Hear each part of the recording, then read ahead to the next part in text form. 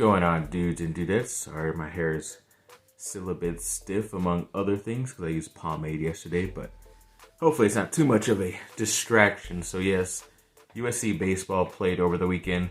The number 2 team in the nation, Stanford, and at least got one of those wins, so it's a nice upset win over one of the top teams, not only in your conference, but also in the country as well. So glad for those guys. I know it's been a rough start to the season after those first couple games that I mentioned. They haven't really won much, but this was a big time win, so we'll see what they can do.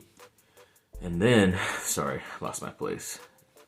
Robert Woods, yes, he was recently released by the Tennessee Titans. Obviously, I wanted him to come to the Chargers, but apparently it looks like he might be chasing the money a little bit, but it's not a bad thing, especially if it's, not taxed on. So he looks like he's going to be signing a 2-year deal with the Houston Texans, who obviously is in a rebuild, but if they're going to be one of the teams that pay you the most, you might as well just get it, as your career is probably going down.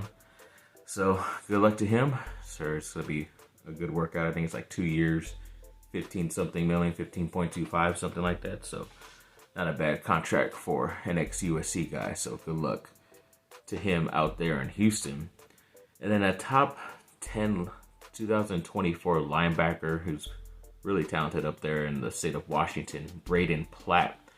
He recently had his second time visiting USC. I hope he does. I don't know if he has gotten an official visit or not. I know this last one was unofficial, but yes, this guy, he's definitely going to be moving up in the rankings after his senior year. So definitely trying to steal another one of the top guys out there in the state of Washington, because it will be a big time get, because USC did get Micah Banuelos last year on their offensive line, if I'm not mistaken. So hoping they can do that once again. Then another 2024 offensive lineman, a 4-star in Andrew Sprague. Don't know if I'm saying that correct. And then he has officially set up a visit on April 8th, so coming up pretty soon. And yeah, he's one of the talented guys out there, so hopefully USC gets a stab at him. And then also USC is going after a 5-star defensive lineman in David Stone. I think I mentioned him quite a bit ago, but he did set up a March 18th visit, so that's next weekend. So that'll be pretty cool to have at least another 5-star out there. So yeah, this guy's definitely one of the better guys out there on the defensive line in 2024. And then there was a 4-star safety. I think he's out of Texas, Braylon Conley. He set up a visit for the spring game, and he also does have USC in his top 10 overall schools that he's looking at right at this second too. So some nice momentum going into next month's visit, because I'm pretty sure that's when the spring game is, sometime in April. So yeah, good luck to USC trying to get some of these guys to commit before their senior year, but we will see. So good luck to them. And then yes, the Anaheim Ducks beat the Calgary Flames the other day 3-1. That was a nice victory for them, but also, I don't know if in that game or the game prior, John Gibson, their goalie, recently reached 11,837 saves, and that apparently now is the most saves in franchise history, which is pretty cool. Remember, I always forgot how to say his name because it never looked like the way you say like Gaber. He was like one of the beginning goalies for the Anaheim Ducks in like the 90s, early 2000s. But yeah, he's like an analyst for them, like when they go to halftime and pregame, postgame. But yeah, that's the only main guy I used to remember. And even John Gibson too, it seems like he's been there forever as well. I know they had like a Frederick Anderson, but I think they traded him quite a bit ago. But yeah, it's awesome that they're able to make some franchise history, get a win in the process too, but it's going down the stretch, so we will see if they make the playoffs or not. And then yes, the Lakers did play the Toronto Raptors this last Friday, and luckily they were able to get that victory, 122-112. D'Angelo Russell had 28 points, 9 assists, and he was 5 of 8 from the 3-point land. Dennis Schroeder, the other point guard, had 23 points, 7 assists, and 4 steals. Obviously, Davis did good enough too, but yeah, luckily Russell was able to blow up. I know he hadn't been playing for quite a bit. Was able to finally come back, and yes, definitely needed that victory against Toronto, who's pretty much just as bad as the Lakers, even standing wise and record wise. So they needed the win as well. But yeah, even though it's an Eastern Conference team, it still matters in the win-loss column on your side. So yes, luckily they're able to do that. In their next like 4 or 5 games or so, they could win at least the next 3 of them, 3 to 4 of them. So hoping for some type of little bit of a win streak to see where they end up in the standings after this as well, because I'm not 100% sure if they moved up or moved down after this game or not, but either way, still victorious nonetheless. Then yes, the Chargers recently restructured 2 of their top defensive linemen in Joey Bosa and Khalil Mack's contracts. So with those moves, apparently they're gonna free up about 26 million, like 25 point something million total. And it's weird because you kind of convert it to like a signing bonus, so that for some reason doesn't count against the cap. So they still kind of get their money right away, and then you put more money on the next couple years of that contract, and then you kind of just pretty much do the same thing. You say, all right, this is your signing bonus this year, but you're gonna get paid like now they're getting paid like $14 to $15 million, which is pretty big for big as in good news for like a top defensive lineman like they are, because they should command their contracts yearly like 20 plus million. But Chargers are doing some pretty good work there, and now they're able to officially start the season at least above that $20 million they were under, or they were over the cap of 20 million. So now they freed up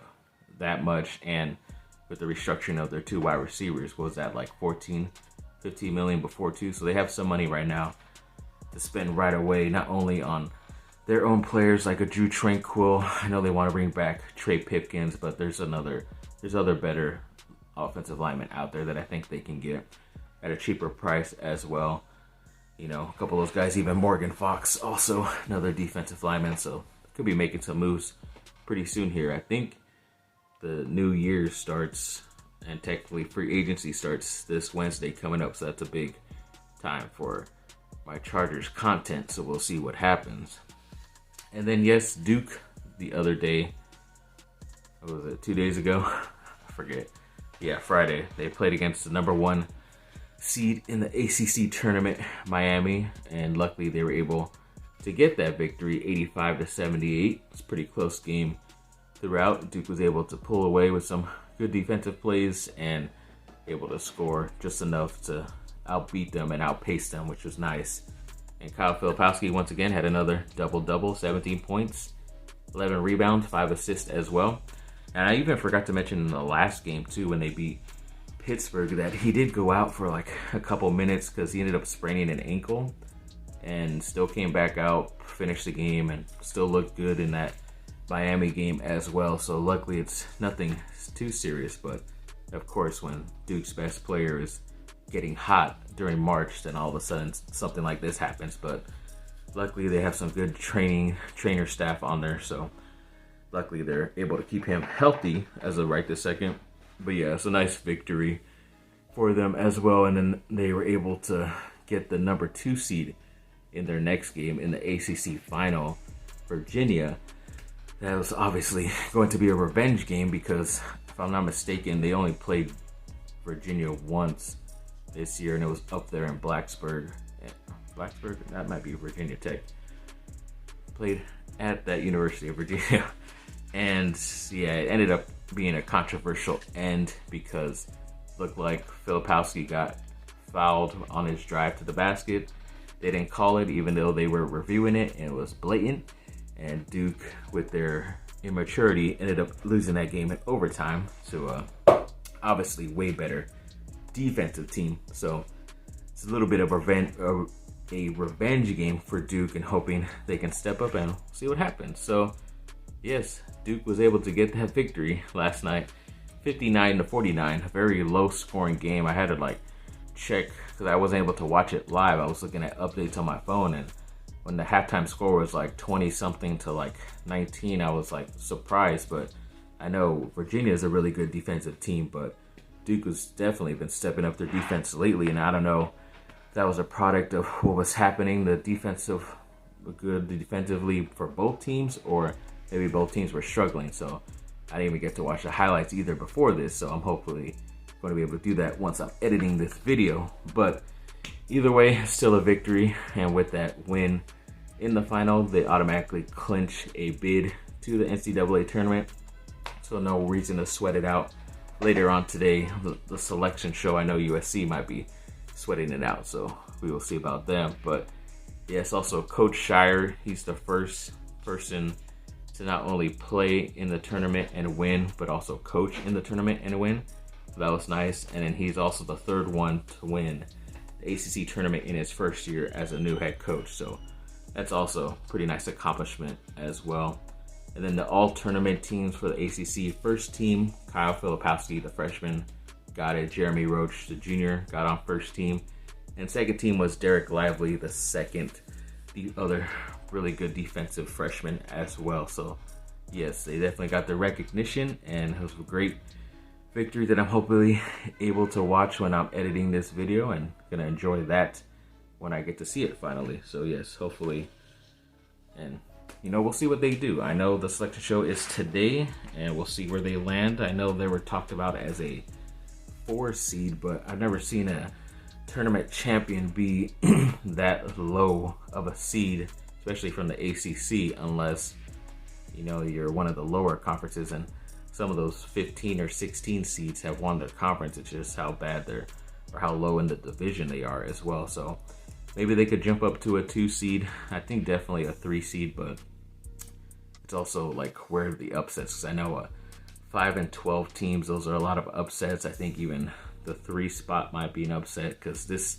Duke team seems like they're in that middle area where they're getting hot at the right time, but they are still very young, like 4 or 5 freshmen playing on the starting lineup. And whenever that kind of team goes into the tournament, it's either you lose in the very first game or the second game. So not trying to get my hopes up. I know this was a great victory for them. Hopefully Filipowski does end up resting a bit. I know the other freshman, Whitehead, ended up leaving the game early with some type of injury with his leg or something like that. So like I said, hopefully nothing ends up happening to them injury wise, but we will see, and good luck to them and USC hopefully getting into the tournament as well. So thanks for watching, people. Like and subscribe, comment down below, let me know what y'all think.